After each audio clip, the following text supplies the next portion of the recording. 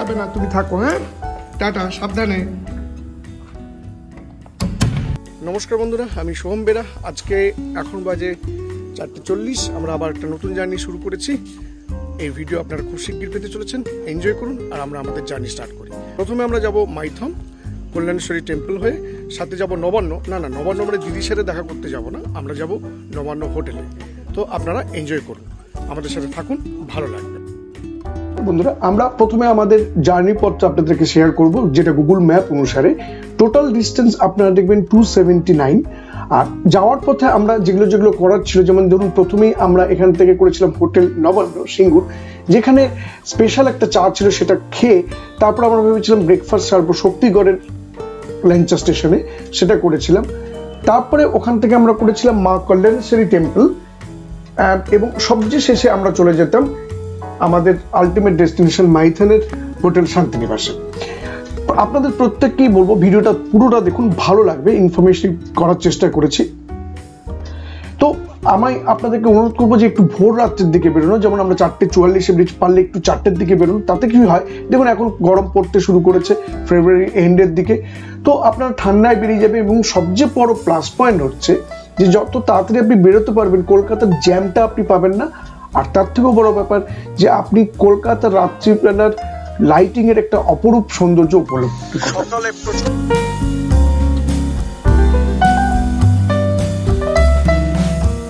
আমরা এসেছিলাম হোটেল নবান্নতে, না ব্রেকফাস্ট করার জন্য নয়, আমরা এসেছিলাম মেনলি এখানে চা খাওয়ার জন্য। ব্রেকফাস্ট আমরা সারবো শক্তিগড়ের গিয়ে, আর এখানে এই তন্দুরি চাটা খাওয়ার জন্য এসেছিলাম। কিন্তু প্রবলেম হলো যে তন্দুরি চা পেতে আরও আধ ঘন্টা লাগবে, তো আমরা হয়তো আর ওয়েট করবো না, আমরা বেরিয়ে যাব। কারণ আমরা লাল চা এনেছিলাম বাড়ি থেকে, তো সেটাই খেয়ে বেরিয়ে যাচ্ছি, কারণ সময় নষ্ট করবো না।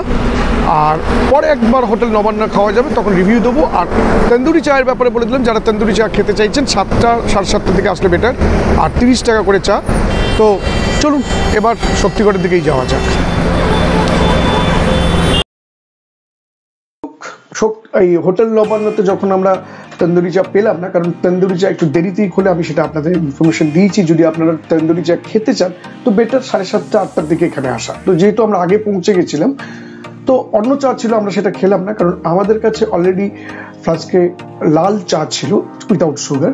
তো আমরা একটু বিস্কুট সহ জায়গায় চা খেয়ে আমরা উদ্দেশ্য নিলাম শক্তিগড়ে গিয়ে ব্রেকফাস্ট করার।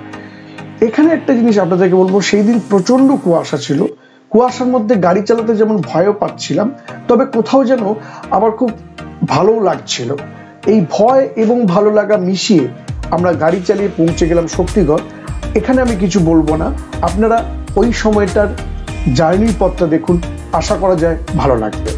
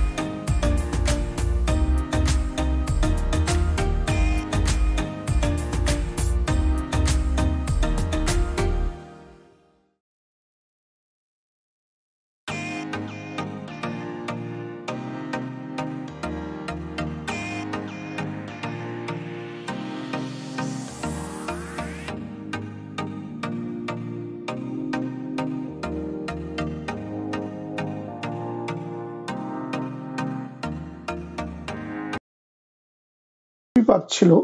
অবশেষে আমরা এসে পৌঁছালাম শক্তিগড়। এখানে গাড়িটা পার্কিং করে আমরা ভাবছিলাম যে তাড়াতাড়ি খেয়ে বেরোবো, 8:49 প্রায় টাইম হয়ে গেছে। তো গাড়ি পার্কিং করে আমরা চলে গেলাম। এখানে অনেক ল্যাংচার দোকান আছে, আদি ল্যাংচা, ভবন, ভুবন, যাই হোক এবার আগের বার ভবনে খেয়েছিলাম, তো এবার ট্রাই করলাম চলো ভুবনে একটু খেয়ে দেখা যায়। আদি ল্যাংচা ভুবনের সামনে দিয়ে ঢুকে আমরা অর্ডার দিলাম সকালের কচুরি এবং তরকারি। কচুরি তরকারি কমপ্লিট করে আমরা প্রত্যেকেই, খুব বেশি নয়, একটা করে ল্যাংচা নিলাম। এখানে ল্যাংচা 5 টাকা, 7 টাকা এবং 10 টাকায় পাওয়া যায়, আপনারা যে যেটা পছন্দ করেন।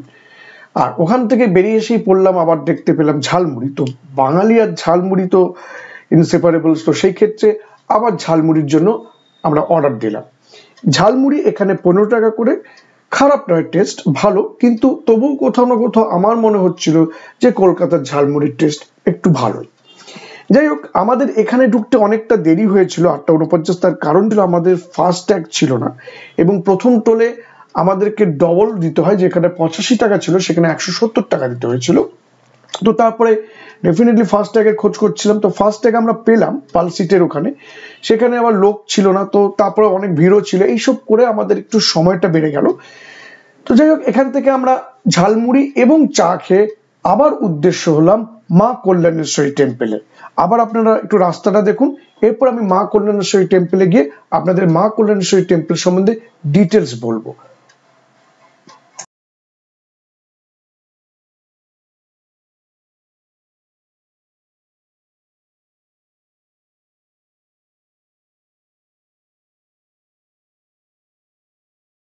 নমস্কার বন্ধুরা, আমি সোহম বেরা।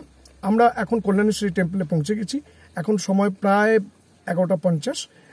একটু দেরি হলো, তার কারণ হচ্ছে আমরা যেটা করেছিলাম, দেখুন আপনি যখন কল্যাণেশ্বরী টেম্পল নিচ থেকে ডান দিকে নেবেন, তার থেকে একটু এগুলোই জাস্ট ঝাড়খণ্ড ক্রস করে যাবেন। ঝাড়খণ্ড ক্রস করার সুবিধা হচ্ছে ঝাড়খণ্ডে গেলে আপনি তেলের প্রাইসিংয়ে পেট্রোলে প্রায় 3 টাকার মতো সেভ করতে পারবেন। তো আমাদের অলমোস্ট এখানে এমটি ছিল, তো আমরা ভাবছিলাম যে সেই এখানে বললে 3 টাকা বেশি দিতে হবে, তো তার থেকে বেটার কাজ করা যাক, ঝাড়খণ্ডে চলে যাই। ঝাড়খণ্ডে জাস্ট গেলাম, বেশি ডিস্টেন্স না, হার্ডলি 1.2 বা 3 কিলোমিটার গেলে জাস্ট ব্রিজটা আপনি ক্রস করবেন। ক্রস করেই ডান দিক বাঁ দিকে খেয়াল করবেন এইচপি পেট্রোল পাম্প আছে। আমরা ওখান থেকে পুরো ফুল ট্যাঙ্কি করে তারপরে আবার পেট্রোল পাম্প থেকে বেরিয়ে একটু ডান দিকে একটা দেখবেন নর্মাল রাস্তা আছে, মানে ওটা দিয়ে ক্রসিং করা উচিত নয়, স্টিল যাওয়া যায়। ওখান থেকে আমরা ক্রস করে তারপরে আমরা এখন এসে পৌঁছেছি কল্যাণেশ্বরী টেম্পলে। এখন আমরা পুজো দেবো, সকলেই বেরিয়ে গেছে। তো চলুন পুজো টুজো দিয়ে আসি, আর কল্যাণেশ্বরী টেম্পল সম্বন্ধে ডিটেলস তারপর আপনাদেরকে বলছি। কাছে কল্যাণেশ্বরী মন্দির, এখানে মা কালীকে শক্তিরূপে পুজো করা হয়। কথিত আছে 500 বছর পুরনো এই মন্দির একসময় মানুষেরও বলি দেওয়ার চল ছিল, পরবর্তীতে অবশ্য তা বন্ধ হয়ে যায়, ছাগল বলি দেওয়ার রীতি চালু হয়।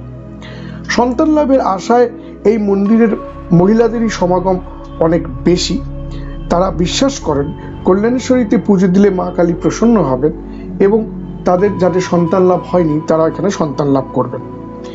মন্দির তৈরির পিছনে এক দারুণ ইতিহাসও রয়েছে। তৎকালীন সময়ে এই জায়গায় রাজা হরিপদ গুপ্ত এই মন্দির তৈরি করেন। পরবর্তীকালে পঞ্চকোট রাজা এই মন্দিরের পুনর্নির্মাণ করেন। পুরুলিয়া, ঝাড়খণ্ড ছাড়াও কলকাতা থেকে অনেক মানুষ প্রতিদিনই, অনেক ভক্ত এই মন্দিরে ভিড় করেন। সারাদিনই পূজা অর্চনা চলতে থাকে এই মন্দিরে। কল্যাণেশ্বরী মন্দির নিয়ে ভক্তদের মধ্যে বিভিন্ন অদ্ভুত গল্পের প্রচলন রয়েছে। শোনা যায় এক চুরিওয়ালা জঙ্গলের ভিতর দিয়ে যাওয়ার সময় একটি বাচ্চাকে একটি পাথরের উপর বসে থাকতে দেখেন। মেয়েটি তার থেকে চুড়ি কিনতে চায়। মেয়েটিকে চুড়ি দেওয়ার পর চুরিওয়ালা টাকা চাইলে মেয়েটি চুরিওয়ালাকে রাজবাড়ির উদ্দেশ্যে দেখিয়ে দেয়। আগের দিন রাতেই মা কালীর সাক্ষাৎ, রাজার স্বপ্নে এসে বললেন তার এক জোড়া চুড়ি চাই।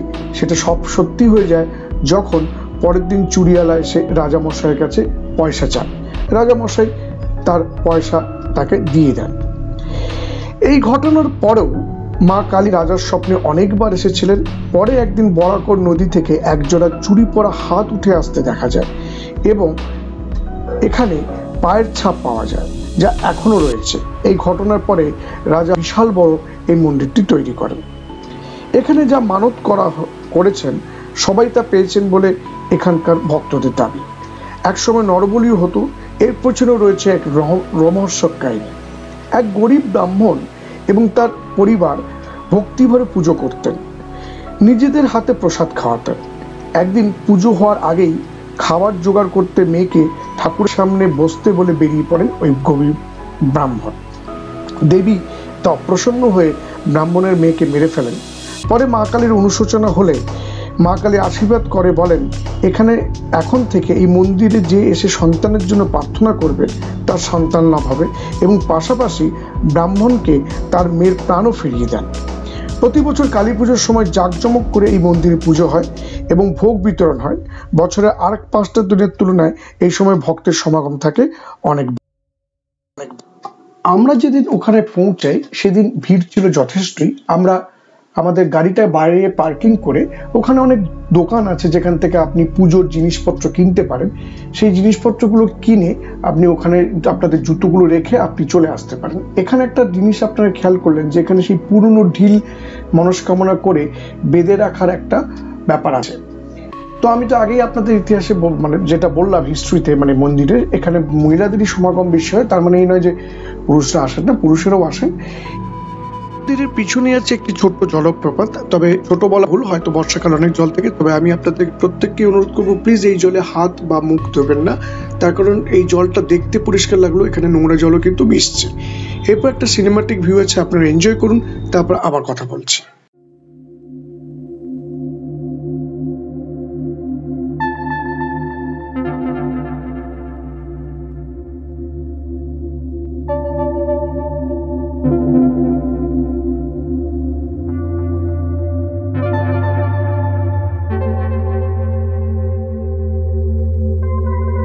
এখান থেকে মাইথন ড্যামের ডিস্টেন্স খুব বেশি নয়, তো আমরা এখান থেকে পুজো দিয়ে তারপর আমরা উদ্দেশ্য হলাম মাইথন ড্যামের দিকে এবং আমাদের হোটেল শান্তিনিবাসের দিকে।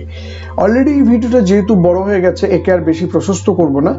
নেক্সট ভিডিওতে আপনারা পুরো মাইথন বা হোটেল শান্তিনিবাস কেমন, মাইথন ড্যামের দৃশ্য দেখতে পাবেন। তো সেটার জন্য আপনারা ওয়েট করুন।